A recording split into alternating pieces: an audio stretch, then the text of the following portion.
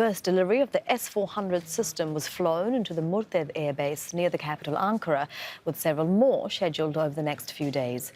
The US says it's ready to impose sanctions and is threatening to stop supplying Turkey with its F-35 fighter jets. Sinem Koseoglu has more from Istanbul. This Russian plane delivered a cargo that's got Turkey's allies worried. The S-400 surface-to-air missile system is expected to give the Turkish military a clear advantage in the region. It can detect and destroy incoming missiles up to 400 kilometers away.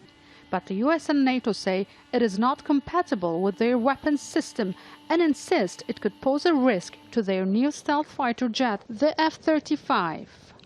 We don't know exactly the extent that the Russians would allow these missiles to be used, in what kind of targeting the possibilities. Of course, the Turkish sides argued that Turkey would be totally free and would use it, but much would depend on the coding and friend and foe identifications.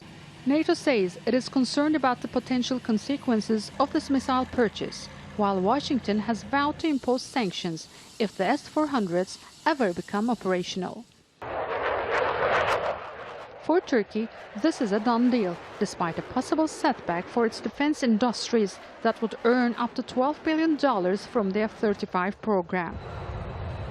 The S-400 is a temporary solution to Turkey's immediate need for air defense.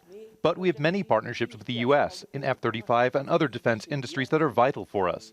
Because the engines of the helicopters, fighter jets we produce are US-made, no one would desire any ban on these imports.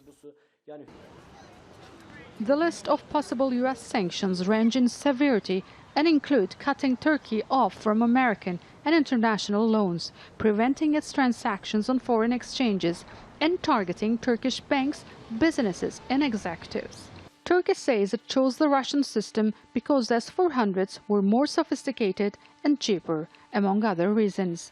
The system is expected to be operational by October. During last month's G20 summit in Japan, U.S. President Donald Trump said it was the Obama administration that refused to deliver American Patriot missiles to Turkey, and that was unfair. President Erdogan says Trump has now promised not to impose sanctions on Turkey, but it is unclear whether Trump will be able to persuade Congress to do the same. Sinem Koseoglu, Aljazeera, Istanbul.